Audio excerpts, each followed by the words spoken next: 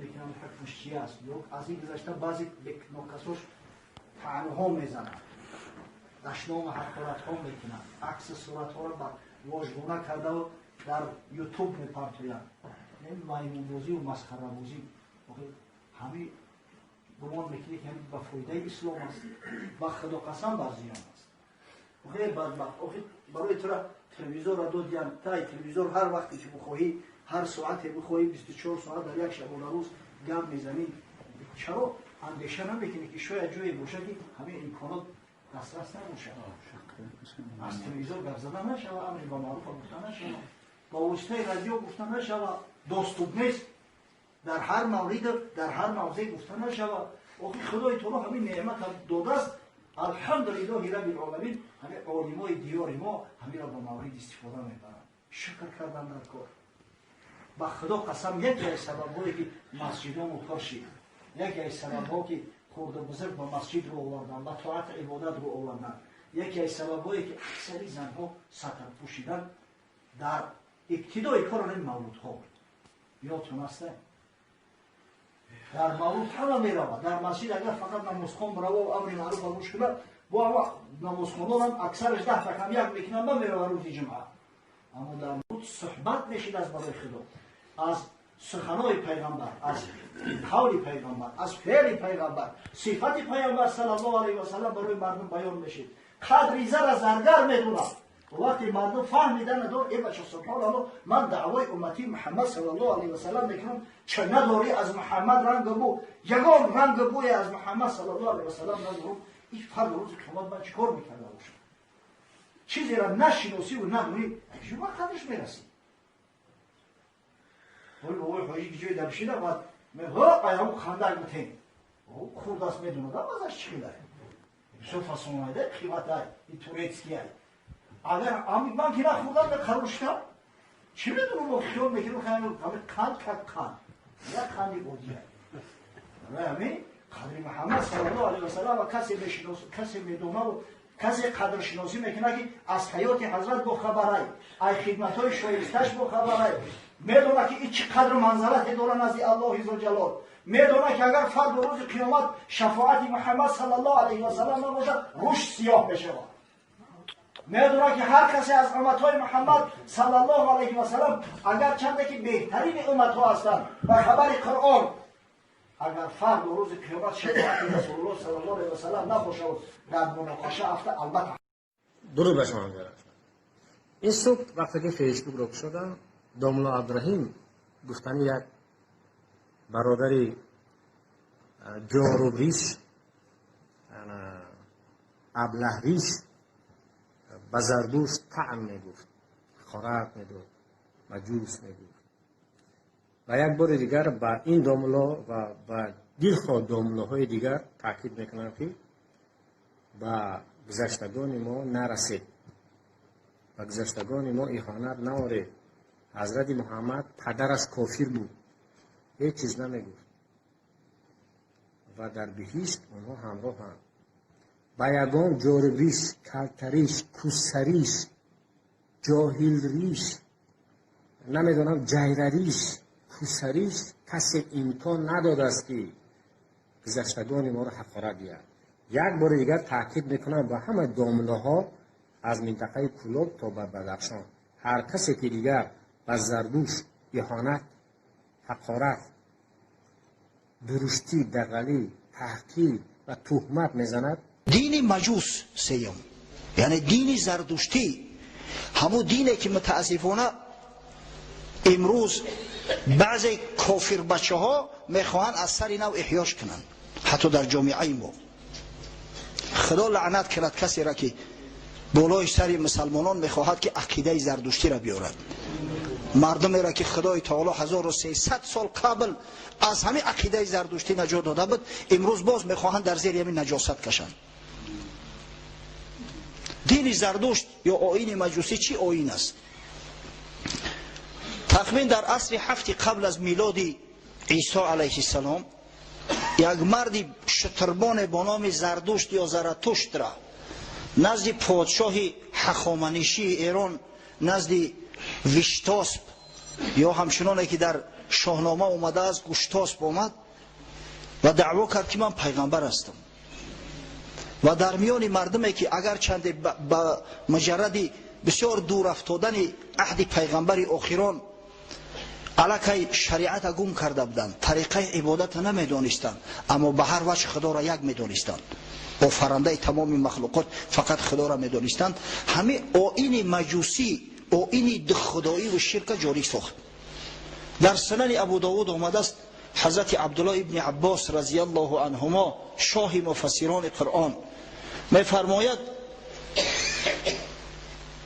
کان اهل فارس یا این اهل فارس لما مات نبیهم کتب علیهم الابلیس المجوسیت. مردم فارس وقتی که آخران پیغمبرشون از دنیا گذشت، شاید اینا توحید از زمان حضرت ابراهیم علیه السلام گرفته بودند، اما از بس که ملکشون دورتر افتاد، حضرت ابراهیم هم دیگه ملک خچه و وطن خچه پرتوف در عراق بود وطنش و به سوی شام رفت، مصر رفت. این مردم که از پیغمبر دور ماندن، شیطان آخر الامر همین مجوسیت دین زردشتی را در بالای این مردم بیچاره مطرح کرد. خلق بیچاره همین را قبول کردن. شما تاریخ را ببینید که مردم این سرزمین در حال دین زردشتی را قبول نکردن. حتی همین وشتاسپ یا گوشتاسپ به خاطر به گپ در آوردن رستم داستان و پدرش زالیزر که هنوز زنده بودن به سیستان رفت. چندین مدت در سیستان در نیمروز مهمان شد. مدت 6 ماه او مردم به دین زردشتی خوانده است. عاقبت الامر همون رستم قبول نکرد. اگر چنده نمیدانست که چی نوع خدا را عبادت کند، اما شما شاهنامه را ببینه در همه جا وقتی که فردوسی از نام رستم گپ میزند، دعا و نیایش رستم هم میارد، دائم تاکید میکرد جهان را بلندی و پستی تویی، ندانم چی، هر چی هستی تویی، پستی و بلندی این جهان تو هستی، من نمیدانم تو چه چیزی، صفاتی تر نمیدانم، از ذاتی تو بخبر هستم، نمیدانم که چی نوع عبادت کنم، اما پروردگار را همین قدر میدانم که هر چی هستی تو هستی، اول و آخر تو هستی، ابتدا و انتها تو هستی، ظاهر و باطن تو هستی. الان مردمی را که به هر وجه یک عقیده موحدی داشتن، این زردشت پدر سوخته عاقبت الامر گرفت مشرک کرد، مجوسی کرد. از این بدتر بعضی عقاید، بعضی عنعنات را در بینشون پهن کرد، انتشار داد که تا به حال قسم به خدا شرمندگی است، عیب است. حتی قبیله های وحشی ترین افریقا همو عنعنات ندارن.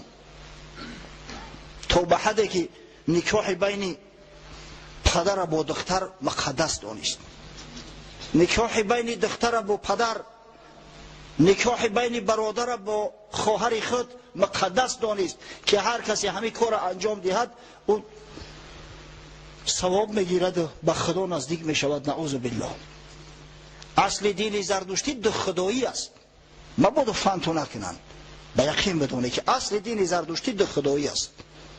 یکی اهورامزدا یا هرموز یا یزدان، دیگر اهریمن یا اهرامنیه در مقابلش.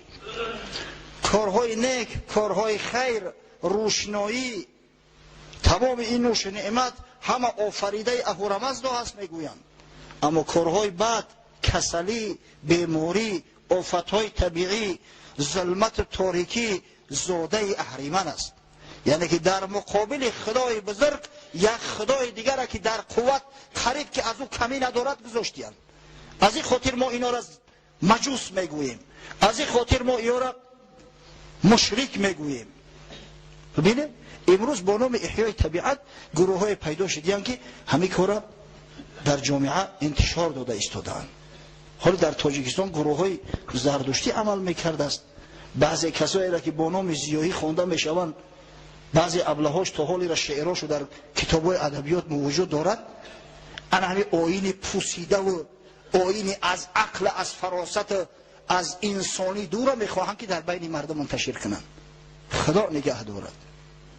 انشاءالله من امید دارم که این مردم سربلند، این مردم با آبرو و عزت که به اختیار خود، قسم به خدا به اختیار خود اینا قبول کردن، زیرا در دین اکراه نیست، زیرا کسی را مسلمانان مجبورن مسلمان نکردن. هر کسی میگوید که اسلام با آتش و با شمشیر به این سرزمین آمده است، والله دروغ میگوید. لا اکراه فی الدین. همین مسئله را مسلمانان در همه عصر و زمان پررق رعایت میکردند. اگر چنین نمیشد تا به حال در ایران که دولت اسلامی است، ببینه در طول تاریخ 1400 سال اسلام محله و قومهای گبرنشین باقی نمیماند. تا گبرها هستند در ایران، آتشکده دارند، به همه عبادتهای خودشون مشغول هستند، کسی اینا را مجبور به اسلام نکرده است. و این ملت سربلند ما الحمدلله به اختیار خود اسلام قبول کردند.